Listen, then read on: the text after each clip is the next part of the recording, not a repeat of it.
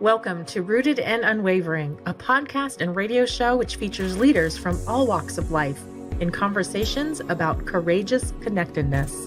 How do we stay connected to our best selves, especially when we are challenged? What becomes possible when we truly stay committed to our own and others' greatness, also when we don't feel it? Join host Hylke Faber, transformational coach, facilitator, and award-winning author of Taming Your Crocodiles, and his guests as they explore leadership greatness in today's episode of Rooted and Unwavering. And welcome to Rooted and Unwavering, broadcasting live this time from Phoenix and from Washington, D.C. area. This is Rooted and Unwavering, where we help leaders connect more deeply to their innate potential.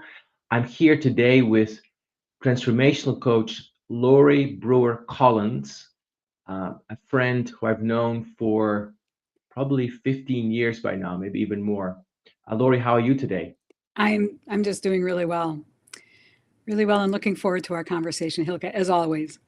Fantastic. Same here. I know we're in for a treat today. Learn a little bit more about Lori in just a moment. And before I do that, I would like to just do something just to start this podcast, to ground us in this orientation of connectedness and rooted and wavering, which is what all these stories are about. And what strikes me this morning is this, that for a long time, my morning mantra has been about I am safe. I needed to remind myself that I am safe because so much of the nervous system tells me still that I'm not, and I have to remind myself. And recently, a new word has come into that, which is, and I'm supported. And that sense of being supported is to me more and more important. So often life doesn't go exactly the way that our mind wants it to go, and often thankfully, and sometimes not so thankfully. And then to me, the question is, where do we find our energy? Where do we find our inspiration? And to me, we don't have to think that. Often that comes from a place of surrender and stillness, and then feeling yeah, the energy that helps us to be right here, right now. I'm very grateful to be in that supportive atmosphere with Lori today, who I first met when I was a new facilitator within Excellent, and I was standing looking at her in awe. She was standing in front of this group of many people. I think it was a 50 or 100 people talking about these ideas about mindsets and learning and taking ownership. And I was very touched by her authenticity and her strength. And then many years later, here we're sitting again as colleagues looking at this topic of connectedness. Lori comes to us with many years of work in the area of transformation. She's been doing this for over 25 years. She guides executives towards transforming themselves, their teams, and their organizations. She connects deeply with her clients, walks alongside them as thought partner and teachers, and helps them to rediscover their purpose and potential, to bring new awareness, energy, and authenticity to their professional and personal life. She has studied and been immersed in this field for decades. She's got uh, deep expertise and is a thought leader in the field of vertical development, polarity management, and global leadership agility. She helps leaders to occupy a larger stage as they recognize their global reach and potential for greater influence and impact. And her focus is on developing their inner and expanding their inner capacities. She's worked extensively with clients from ranging from Fortune 50 companies to family-owned businesses to nonprofits to government agencies, you name it. She's gotten extensive education, a master's in human resource and organizational development, and a master's of theological studies that she pursued at the Vanderbilt Divinity. She has a BA in business administration, and she is master in various assessments like the Global Leadership Profile, Vertical Mindset Indicator, and many others.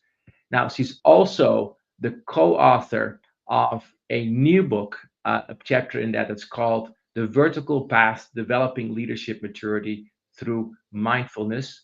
Much needed book, I think. And she also recently did her their first Inner Wisdom Journey to Embodied Wholeness retreat, which I'm sure we're going to hear a bit more about. And she also launched a podcast it's called On Leading, about in 2023 and 24, where she talks about works with remarkable leaders. And I can talk so many things about Lori, but the thing I really want to say is that I deeply admire her dedication to what is true and what is caring. Lori, welcome to the show. And can you tell us a little bit more about this question that we always start with, which is, tell us something about what you've learned about connectedness in your life and leadership. Mm, mm. Well, first of all, thanks for the introduction, Hylke. And, I forget how far back we go. And it's remarkable journeys, both on your behalf and where we are in this conversation, that there's just like several lifetimes have gone by. So what I love about your title of this podcast is you use the word courageous connections. And I think often it is a question of courage to really get vulnerable, to really open, to really reach, to make it an intention, and then to act upon ensuring that you've done, that you're doing your part to do the connecting, because I'm just convinced that we're all held in this amazing web of connection. We cannot not be part of it. So how we choose to reside within it, how we choose to shape it, to both recognize what's available to us, but also what is it that is being asked of us, and how we can contribute our best selves, into that web of connection.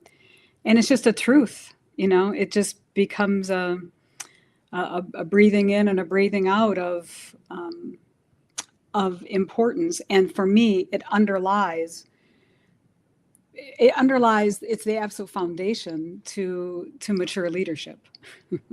Yes. Now you speak about this so beautifully, and I sense a lot of lived experience. So to tell us a little bit about, and tell me a little bit about what you've learned and how you've learned about that web of connectedness, because have you always had that experience, and how did you come by that insight and realization? Well, no, I mean, I think we start out, at least I'll speak for myself, but I think I speak a story of many, that particularly when we begin our professional lives, it's just so about me, my capacity to develop mastery, my capacity to really prove myself in the world and what I'm competent at doing. And it just becomes so inwardly focused in terms of, how can I make my mark on the world? And again, speaking for myself, but I've just had many clients where there's a lone heroism that goes along with that, sort of thinking, I'm going to go plant my flag, or I'm going to do the important thing, or provide the important work, or be the person that somebody's really relying upon. And I can remember resisting collaboration, like purposefully resisting it, because growing up in a very competitive family, and then just competition in general kind of being the airspace that we breathe in and out all the time. And in most contexts, I'm living just outside of Washington, D.C., does not get much more competitive than that. And so it's just all around us. And I can remember specifically, I was working for a different boutique consulting firm, and I had started a white paper on global adaptivity, because I've been doing all this work around the world. And at that juncture, there's certain attributes that you just notice about those leaders who do it well. Mm-hmm. So pulling from my background in adult stage development, vis-a-vis vertical development, put together these attributes that I had recognized in these different leaders, and just kept making attempt after attempt. And finally, the managing partner said to me, you might want to talk to George about that. He might be able to. And it was it had just never occurred to me to take it away from my own expertise and to invite somebody else. I think that, a fear that I wasn't doing it right. I'd be critiqued. It wouldn't be good enough. He would take it over, whatever. It turned into the most beautiful collaboration. And I had such a lesson. And this is not early in my career. This is downstream. So I learned it late, and it really shifted everything. I just had I had to have my own lived experience of what happens when you invite in the alternative perspectives, the alternative ways of doing things, and somebody who really also knows how to collaborate. So here was somebody that just knew how to ask the right questions and to tease out some aspect, some dimension that we hadn't thought of. And so that was a real turning point. Probably, like I said, I wish it were longer ago. It wasn't. It wasn't as long ago as I kind of wish it were. So Lori, tell me about that moment where the managing partner or director said, "Go talk to this person." Yeah. Did you have an immediate let's do that, or it was a little bit like total resistance, utter resistance? And so the beauty of these experiences, of course, then you notice it in your clients. It was my own instantaneous resistance of, I don't want to go talk to George about this. I don't, this, I've worked on this stuff. I know this stuff. This is, right. And I was utterly resistant. And now, I can just see it happening in my clients. And so it allows me then to be softer and more compassionate and kind of help somebody kind of see that within what's going on for them, and see if we can't open that door a little bit and let them have the experience, because it takes experience. These are not things, people can tell you all they want, but after 30 years of this work, I'm just, it's our lived experiences, which is exactly what you're asking me to give examples of. Exactly. Beautiful. So tell us about competitive Lori a little bit more. Yeah. Tell us, and maybe give us a vignette about what that did to your connection to yourself, and maybe how you noticed that. Because I was very struck by, I was born in a competitive family. Yeah. You're talking to one. So I'm curious about how you experienced that. Hylke, this is not where I thought this conversation was going to go. Exactly. This is such a great question. Okay, big family, and all of us very good students. So, and I'm one of the younger ones. So a family of comparison. And just think about, that's underneath. Most of it is we're in a culture where everything's sort of in comparison to. And so it became really clear really early that my stature in the family as number 5 of 6 kids, by number 5, everybody's kind of done it. You're just another one. There's very little distinction going on there. Mm-hmm. And it was important to achieve in order to have this. It was achievement. So that was sort of the muscle that grew, was if I'm both academically, I have very competitive sports brothers. I grew up with 4 brothers, all very good at their sports. So I learned how to play tennis with men, so I was a kick-ass tennis player. I mean, just really competitive. And then as that translated into my career, then identity-wise, my identity, equal, and it doesn't just go away. I mean, it's here, so achievement matters, right? So kind of an achievement junkie. And I'm only now trying to go through rehab. I'm trying to go into accomplishment rehab. I don't know, let me go paint. I'm going to go paint. I'm working with a personal trainer. Let's build some other muscles, But that achievement piece becomes so big in the business world. And then to be in that energy, it's been very helpful, because I'm not just observing it. Uh-huh. I really know the identity that goes with that. Yes. Now we could take this further and have fun with this thing. And you can now achieve it having been an achiever, but we're not going to do that. I mean, that's how I can take it as a value achievement junkie. because you mentioned the word junkie, and I just want to mention something about that, or Yeah, just explore that a little bit with you, because achievement is also very beautiful.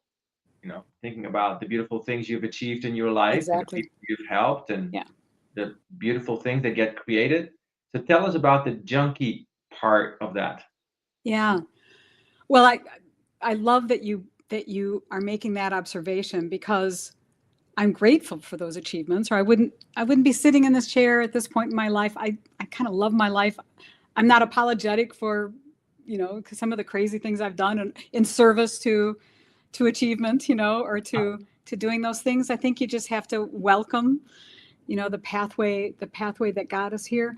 But the junkie part of it um, is is what comes forward when you've had a bit of a break. It's not being fed, and you Mhm. feel the need for a fix. I mean, quite literally, it's Yeah. sort of. I'll, I can think of times when trying to go on holiday, and the first 2 days are just trying to decompress and actually be where I am. And of course, I still have calls scheduled, and still, it's like, you know, like that to me is, it's like always having this nearby. We are utterly addicted to these things. It's that pull that becomes so unconscious, at least for me. Yeah.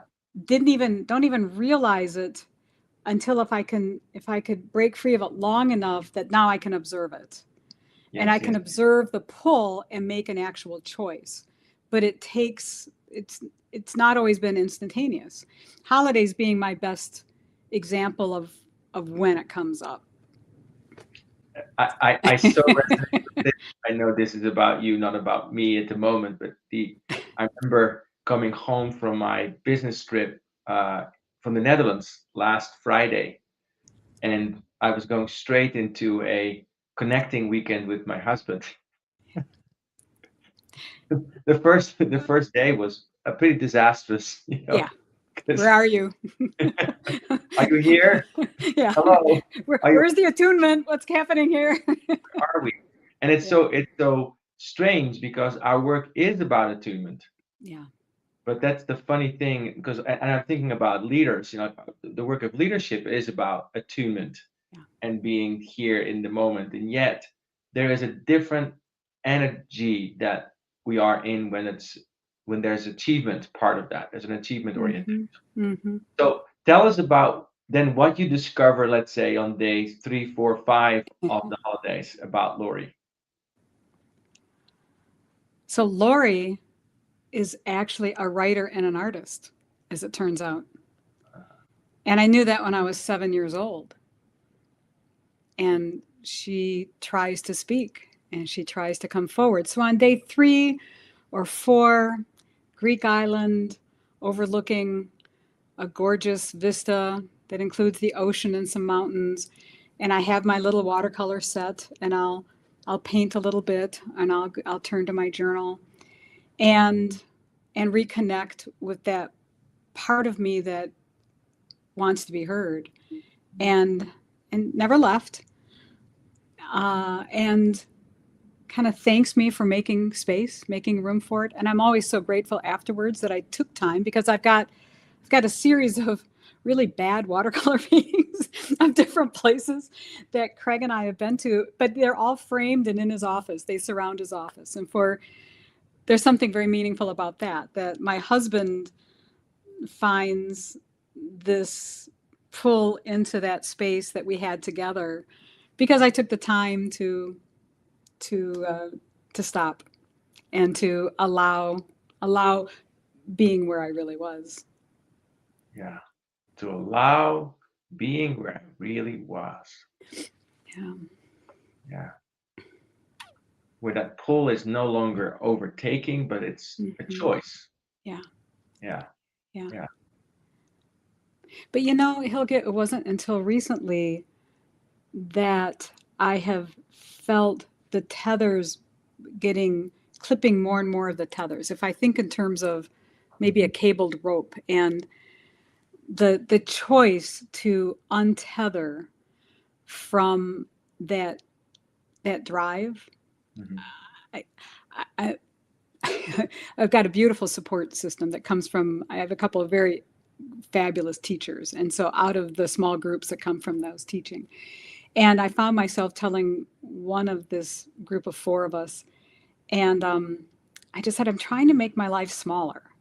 Like I'm trying to, instead of, because I've lived an amazing life, just so all over the world, amazing experiences, amazing people. I am grateful beyond measure, and I'm ready to get super local.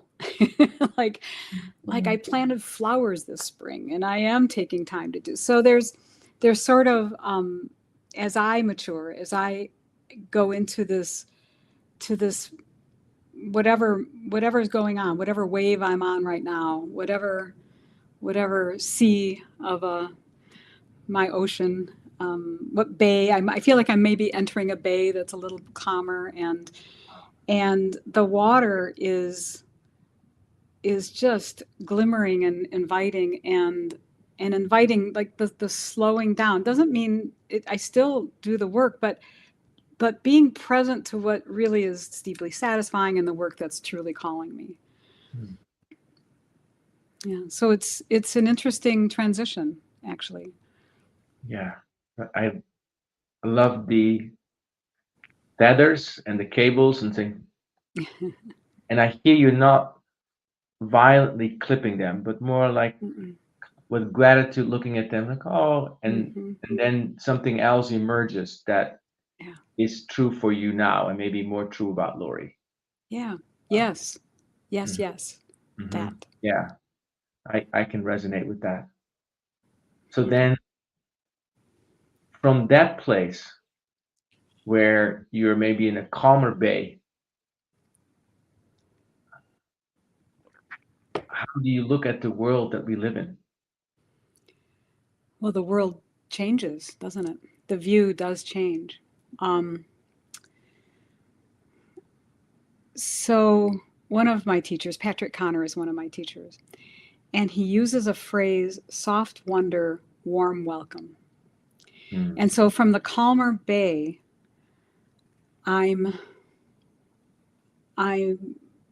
learning and practicing when I'm conscious of it to allow for like a soft wonder at what's going on in the world, in myself, in my own relationships. I mean, when I'm very much aware of the world stage. You know, I have a nonprofit where I purposely bring Republicans and Democrats together. So I mean, I'm very aware of the. I was going to say conversation. It's not actually much of a conversation, but anyway, it's, you know, I hear a lot of the points of view. But to be able to sit back and look at it with sort of kind of soft wonder, and then the warm welcome is allowing the isness of it to kind of come in and come through. So it's happening for me individually as I move into my next stage of physical development, spiritual development, emotional development, as my marriage shifts, as my children shift, but also as I see our political arena shift, as I see policy making shift, as I, you know, as a citizen of the world and a citizen of the United States right now, Mhm. how to stay steady in the midst of chaos, really. I mean, it's very chaotic. And so when I feel the bobbing, you know, when you just feel that the water is getting really turbulent and it's really bobbing, making sure, you know, this is when having practices is the differentiator.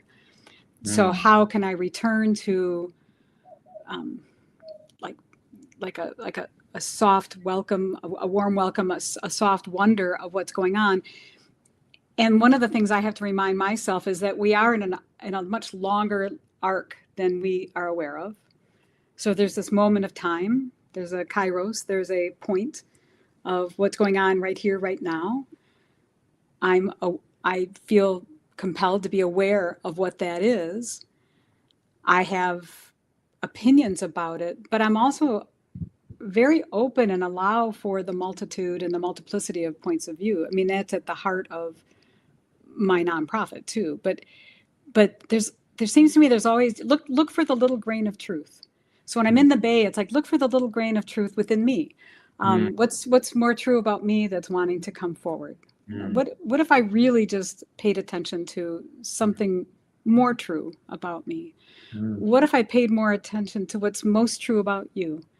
To my client, like what's most true about them? What's most true about that person that I just think, is looking at this in a way that I disagree with? But underneath it, what is most true about that person and where they're coming from? I look for that. I actively look for that, and it doesn't mean I don't often get outraged anymore. I have less outrage and more. How did that person get to the place where that's what's coming forward? Kind of a curiosity about what's led them to this. And so if I were to pull that back, there's a really good chance that I would be there too. If you really took the time to unveil it. So just trying to be less judgmental on myself and the people around me. And that includes those who are in political power and influence. Thank you for sharing that. I love that. Soft wonder, warm welcome. Soft wonder, warm welcome. And then getting to this place of looking at what is more true about me and what I see, and what's most true about you from what I can see. So tell us about that journey from less true to more true within yourself. Can you think of an example of a time or maybe a recent moment where you made that journey? And I'm so curious about that because I noticed that within myself as a very intentional, fixed work moment. So tell us about that. Again, some of this it's more recent than I'd like to admit. The achiever in me would like this to have been something I got a hold of way earlier than this, but no, right. Some of this has come more recently. But it's just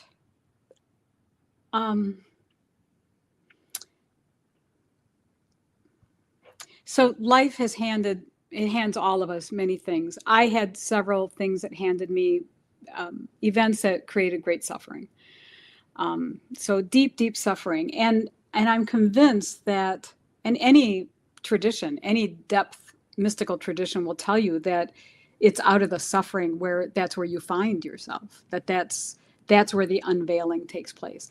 And I tried to do that unveiling by myself. So what's been more recent, I'd say in the past couple of years, is having teachers and community who assist with the unveiling. And I say that like the awareness of something in myself. So I've got a very quick temper. And so part of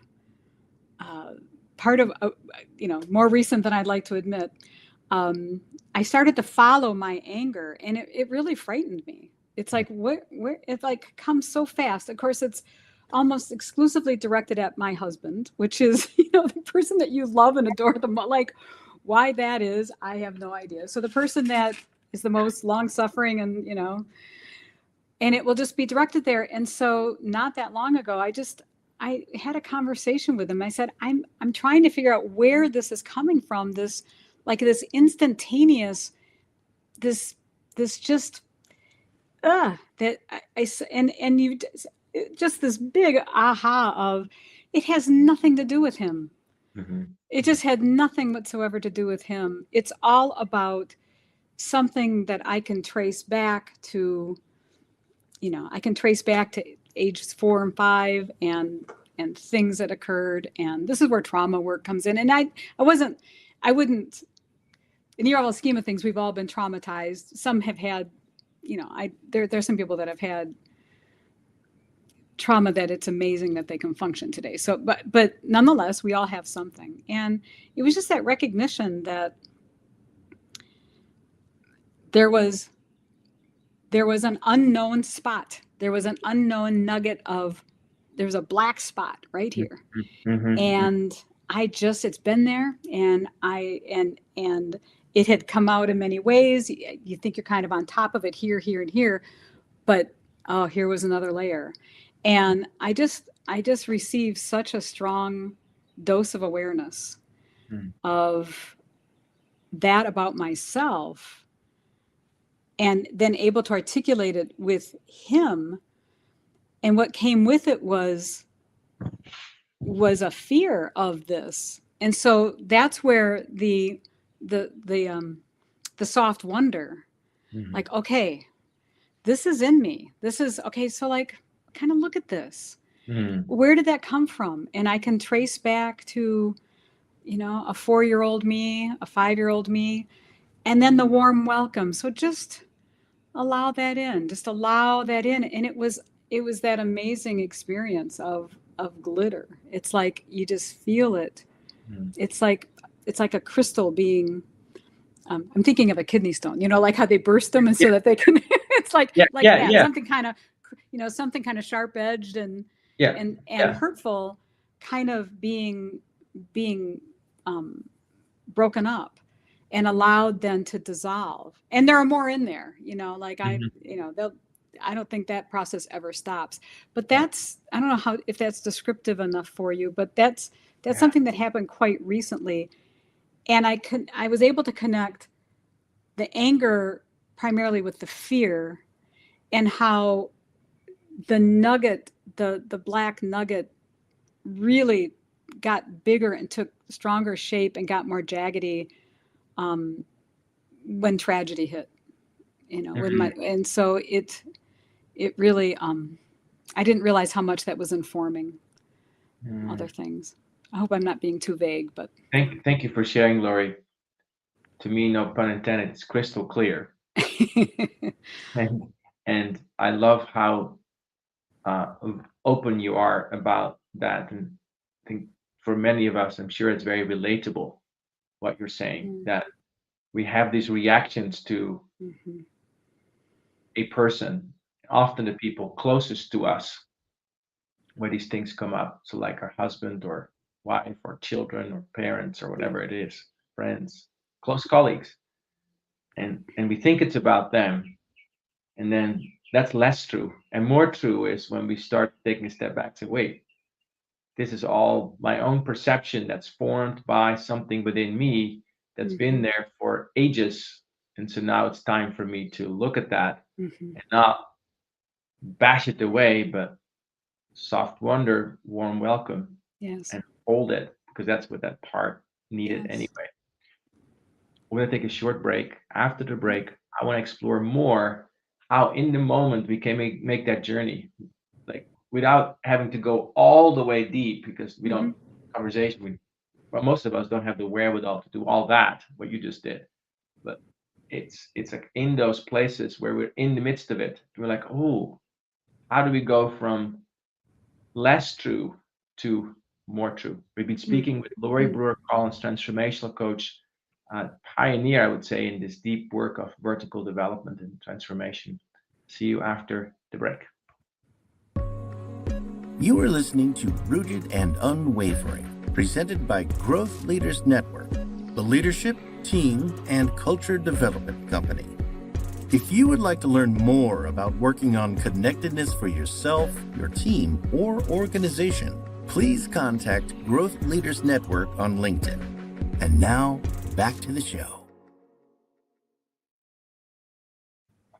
Welcome back to Rooted and Unwavering, speaking with Lori Brewer Collins, transformational coach, and also co-author of a chapter in a beautiful book that I think is much needed in our time.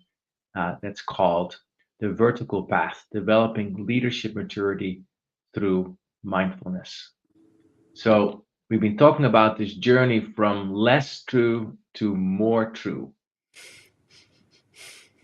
So how, especially when it rains and pours and the thing hits, you talked about some big tragedies in your life, but also, maybe when you talk to Craig, or how do you make that journey?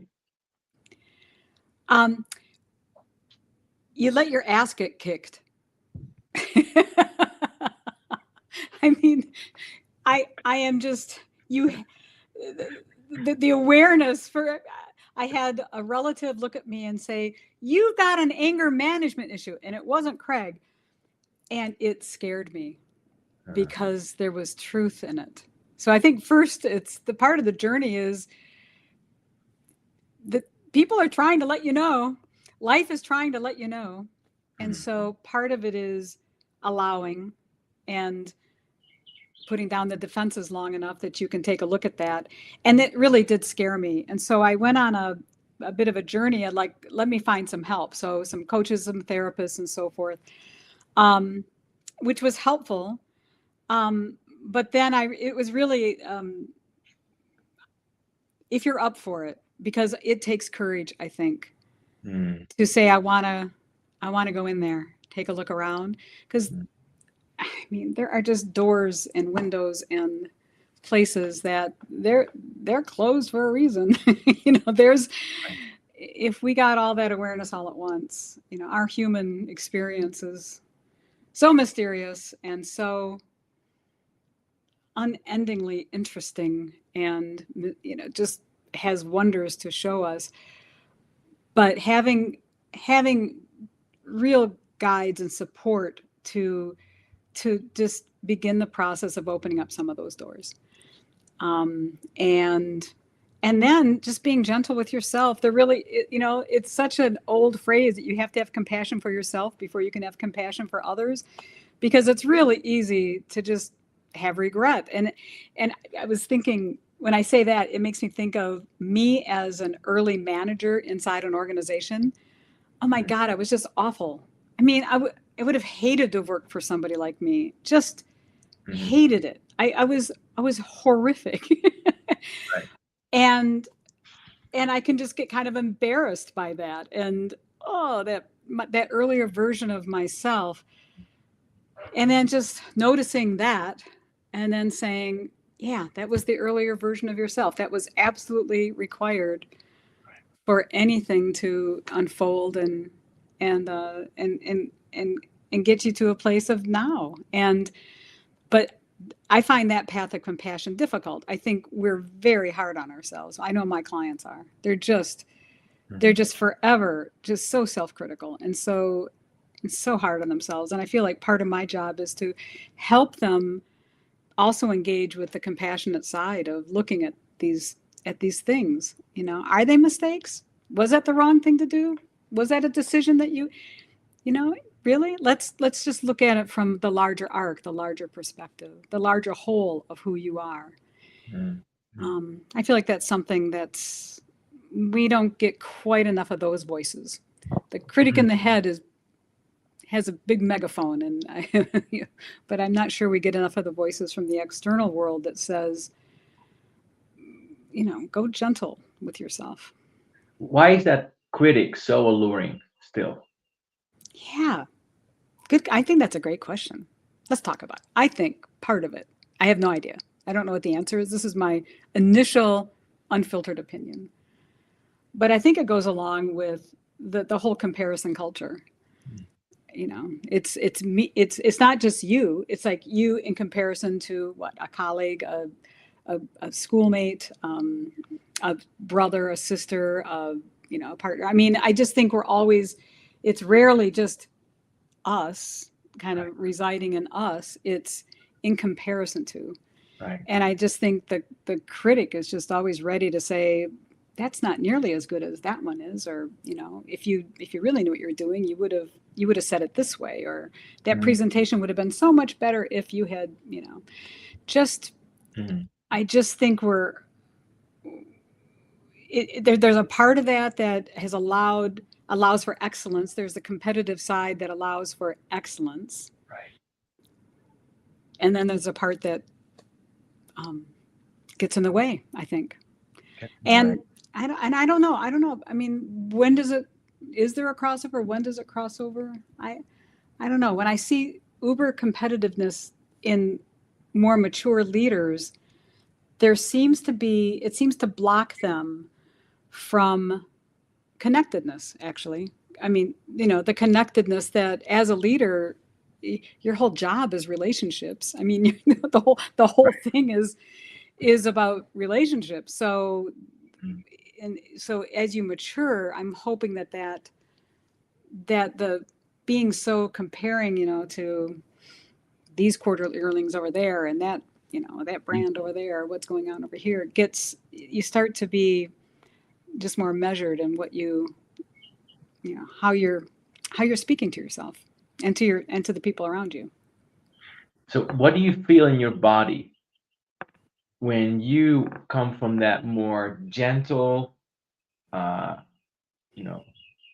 soft wonder, warm, welcoming place versus when you are in older or maybe younger, competitive, Earlier. that's the right word, earlier, competitive Lori space? Like, what does that feel like in your body? Hylke, just good questioning, buddy. It is vastly different. I'll start with the earlier, because I describe it as a jaggediness. It's like sharp edged, and I can, in my body, it's almost always linked to solar plexus, but it emerges up into the neck. It's like, it literally starts to make my neck ache, and I am prone to migraine. So I wonder where they've come from my entire, like surprise. Thank God for drugs. That's all I can say. Now, what's interesting is when it dissipates, I love to paint. And so there's a phrase from Leonardo da Vinci that's called sfumato. I don't know if you know the phrase. Sfumato? Sfumato. Okay. SFMATO. It's like tomato, only sfumato, something like that. But it's this beautiful term that is about softening the edges. It's about when you want the background to be sort of a mistiness to it. Like you want it to kind of blur into the background. Mm-hmm. And so there's sort of a sfumato that starts from, as I'm learning more and more to get in touch with my lower chakras and allow that to just start to, the groundedness, and allow that to come up. But I think of it as sort of sfumato, sort of spiritual sfumato, going from chakra to chakra, kind of blurring the edges so that there's just, it allows for an openness. And the word allow becomes more and more important. Yeah. It's there waiting if I'll just not get in the way of it. I love the distinction of jaggedness, that being in the solar plexus, sort of my filling in a few things for the sort of tension and and then that becoming painful in the body. Yeah. And then the sfumato, the misty, but I'm still thinking clear energy that feels, the way I'm hearing you speak, it feels to me like you're more at home with yourself. Mm-hmm. Yeah. And I like that you said the word clear. It's a little bit like the sfumato blurs the edges, but then you can blow the mist away, right? So there's sort of like and so with the breath, it does get clear. Yeah. Oh. Thanks. I'd never thought of it like that.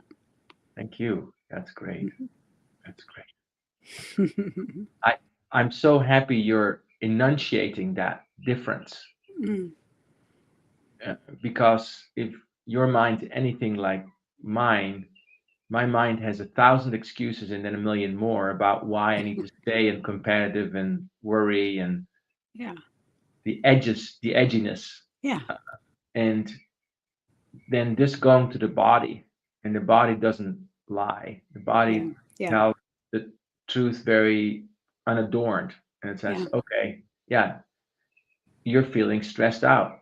you're feeling, I'm feeling, I mean, I'm speaking to myself, I'm feeling on edge. Mm-hmm. And whose responsibility is that to work with that? Well, that's me. And I love that you're talking about the sfamato, allowing that to allowing, right? Because that's the other thing. The competitive guy or gal in me says, now you go fix that quick. Yeah, today, now. And again, it doesn't mean that I don't get, I mean, once you're an addict, I think you're always an addict. So like, it's not like an ongoing state of being, but when I can become aware of it, but it doesn't mean I don't just get sucked right back into it. From September of last year to March, I was in 12 countries, 4 states, east, west, north, south. I got to the end of March and I was just tired. I mean, that's a lot of, it was probably 4 continents. And it was just, sometimes I just have to get knocked in the side of the head. It's all there, but it took getting super tired and kind of just stopping and going, oh, I'm really tired. And I have so not paid attention to my body for so long. And I think that's really not unusual for a lot of, business people who are, I'm the exception is I also have the opportunity to work with people who are in the sports industry. So they're really in touch with their bodies, but so it's a little bit different for them because their whole world is about physicality. But just speaking for myself, and I know many of my clients, I will ignore something that's going on because I got to get that done. I will ignore, I know it'd be really good if I went outside and took a really good, good cardio walk, but I'll wait until after I get this finished. And so that habit is revealing itself. And so I'm at a place in life where I need a new habit. If I would like I'd like to be vital for another, at least a decade, maybe a decade and a half, maybe 2 decades. I mean, who knows? But to do that, it's a little bit like, if not now, you're not gonna have the wherewithal or have developed the practices that allows that to happen. And then just really starting to understand that this is home. I mean, honestly, I'm so late to the game this way when it comes to really understanding the importance of my physicality, how important that is to any sort of spiritual development, any internal development. Something that the masters have always said, I've always talked about, but culturally, always doing enough to get by, but not really paying close attention. So it's interesting. I'm feeling this need for the shift to be paying attention differently and to be honoring the, like each of these cells, there's an intelligence in all of these cells and they got something to say. Yeah. So, and they're talking. Yeah. They are talking. Yeah. Immediate teacher. And I thank you for sharing about getting so incredibly tired. Yeah. I had an experience of that myself not too long ago. Yeah. Very humbling. Very humbling. I mean, it's like, oh yeah, burnout is a thing. It's not instant recovery either. At least it wasn't for me. Mm-hmm. But all of these experiences, I think, help be so available in such an enlarged way with the people I work with. Because of my own experience. I mean, it does expand empathy. It does expand the capacity for what I can now. I hear you. I mean, I'm with you. Yes, absolutely. This hour is flying by, Lori. So since we're getting towards the last bit of this conversation, tell us what you would say to people who are in this state of achievement junkiness, disconnected from self. And they're like, well, yeah, you got nice talking there, but I got a mortgage, I got Yeah. Family speed. By the way, I work in an industry. I'm thinking about technology where lots of firing happens. I got to keep this game up. Yeah. I don't have time to go to the Greek islands and go Yeah. paint. Right. What Right. do you say to them? Like, get real, Lori. Like, what, like, Right, so, right. well, I had the gift of having a conversation with a client yesterday who is working in a company that you would know the brand, very recognizable, part of the CTO team, and in cybersecurity. Does it get more real than that these days? I mean, this is somebody just on all the time, just yes, no, problem solving, instant, like on the money all the time. And so he started the conversation by saying, I just keep hearing this word empathy. And I'm just curious about what could be my pathway to empathy. First of all, how does that play into my kind of world? Mhm. And I have like, give me the 3 steps, for like to problem solve empathy, essentially, which would be a natural thing for the way his thinking is. It was such a beautiful question. It was so perfectly stated, because he's pointing to the external for something that needs to be very internal in a very real world setting. And this is an organization like everybody who is, how do we integrate AI? How do we safeguard? What do we reveal? What do we not reveal? I mean, every single day, do you know how many hundreds, thousands of attacks we've got coming in? Real world. And he's asking me about the word empathy, which I just found stunning. And it's also from a vertical development standpoint, it's the differentiator between expert and achiever. It's going from what's the right answer to how do I develop a way to accommodate perspectives of others? How do I at least get so I can listen to that? And so he answered his own question. It was just beautiful. He said, sometimes people want to come in here and talk to me. He's very high level. I mean, he's in charge of all these people. He said, they just want to be heard. Yep. They just want, and he said, sometimes they come in and they just tell me what's going on, and somehow the issue kind of disappears. That's all they needed, is they just needed to come in and make sure that I understood where they were coming from. And so from a leadership standpoint, it was just such a beautiful moment of his own self-awareness, that by allowing people to actually be heard, how that, to me, it's so relative right now to human AI. What are we how do we retain the human connection in the midst of all that's overtaking us from an artificial intelligence perspective? Here's somebody who's right in the middle of it. And so the pathway of allowing for alternative perspectives to come from the people as they're bringing you these issues. So for people who are, you have to pay a mortgage, you probably have tuitions, you've got real world realities. It's not getting easier out there. It's getting far more complex on so many levels. And part of the conversation is, so what are you doing in exchange? What life energy are you exchanging for that? So how do we sift through those things that allow for living in the world today and still honoring something within ourselves? And to be honest, I've got a couple clients I can think of right now who are really grappling with the question of, this work is no longer satisfying. I'm really unhappy, but man, it pays well.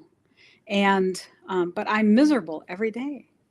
This gift of this mystery of life, my in-breath and out-breath, I'm essentially sacrificing so much of something in me so that my kids can go to a good school, so that we can drive a nice car, so that I can pay the mortgage, that I can live in a nice house. Those are really tough questions to grapple with, and each person has to grapple with that with themselves. But what jail are we creating for ourselves? What? And so part of my own journey has been recognizing, when am I creating a cell, a jail, And when am I giving myself a key to, is it one or the other? It's a polarity. It's not about choosing one or the other. It's just that, is there some way that I can know that I'm doing this for the sake of this, but then how do I honor something in myself? So it really is the polarity of an ongoing challenge that it's not about do this, don't do that, do this, don't do that. Yeah. It's how do I hold both of those true things in my life in such a way that I can be honoring, but how do I know this one's getting out of whack? And how do I know when this one's getting out of whack? And what can I do to self-correct in a way that's honoring something bigger within myself, but also with those around me? I love that. I'm hearing, applying what this client who asked about empathy, which is listening. And then in the listening, even within ourselves, to all those different parts, some integration happens, some choices happen, some awareness happens about, oh, this is where I put myself into the prison. What might be a key? And what I love about what you're saying, Lori, is not go do this stupid, quit your job, or forget about your high-paying job, or go live in an ashram and focus the rest of your life on quote unquote spiritual development. It's not that. It's what I'm hearing you say is be willing to sit with all of that, maybe with this soft wonder, warm welcome mindset, and then let it inform you. And I'm very struck by this conversation, Lori. It's helpful for me personally also to make nothing in the past wrong, and also not to make nothing in the present wrong, because that's such a allure to doing that. Once you've got a little bit of awareness, like why am I still worrying about money? Why am I still thinking about? Well, because that's also part of your existence. Right? And a question I try to ask somebody in those moments is, who would I become if I weren't worried about money right now? Just right here, right now. I can worry about money later, but if I weren't right now, what would it be? What would I be saying to myself? But yeah, it's at the heart of the coaching work, really. I mean, I'm thinking about the themes of most of my client work, and it's usually, how do I navigate being a human? How do I navigate being a parent, a partner, a friend, a family member? How do I do that in the context of, I want to build something here in my organization. I want to secure, our sense of security. We got some interesting definitions of what that is, but we work with what is. Yeah. And then, how do I do all of that? And it's, I think that's one of the best things that executive coaching can provide, is the accompaniment for those questions, insights that you might not have thought of, that come from people like us who have had hundreds, maybe thousands of these kinds of conversations. So just there are beams of light that can come in that maybe could be helpful. So much. You said so much, and so much to take with us from our conversation. There's a few things that deeply struck me. We started the conversation with the achievement junkie and saying, yeah, that's not bad. It's just something that was part of it. And it got me to many places that I love. I love that. I wandered into realizing that there's more in me that wants attention, like my painter, like that softer part, the sfumata. Is that right? Sfumato, yes. That sfumato, like that sort of sense of the mist, the inner mist that embraces it all. We talked about the soft wonder and warm welcome of those reactions that come up in us, that actually become more interesting and fascinating to look at once we're able to adopt that softer attitude.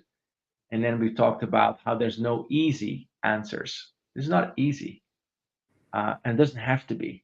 And the accompaniment of ourselves with empathy and others to do that. Lori, what would you like to say by way of closing? Thank you for that summary. And as you were speaking about it, it just occurs to me once again how each of us is a walking universe, that how any of us are navigating any of it is so unique to us. We're just this collection that's unlike anything else. And to be in wonder about that within ourselves, but with each person that we are in touch with, that we are constantly engaging with just a universe of universes, and which is just gives me joy. It just gives me great joy to know that that the surprises will always be there. The mystery and the surprises are never ending. The wonder of the walking universes, to be in wonder of the walking universes that we are, that we can see in others. What a beautiful perspective. Lori, it's been a true blessing to sit with you today. I learned so much. And if you've been listening to this conversation, maybe check in with yourself for a moment and think about what is it like to see myself as a wondering universe in itself, and apply some soft wonder and warm welcome to all these pieces, and then see what happens. Thank you for listening. If you like this kind of conversation, you can find Rooted and Unwavering on all the places where podcasts are, like Apple, Spotify, etc. And see you next time. You've been listening to Rooted and Unwavering, where we help leaders connect more deeply to their innate potential. I'm your host, Hylke Faber, and see you next time.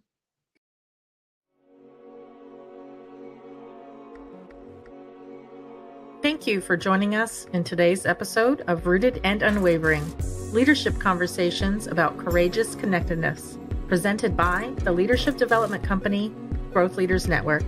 To learn more, subscribe to this podcast, connect with Growth Leaders Network and Hylke Faber on LinkedIn, or read Hylke's award-winning book, Taming Your Crocodiles. Now take a moment and appreciate something that is great about you. Celebrate the gift that you are and enjoy connecting more deeply to your best self today. See you next time on Rooted and Unwavering.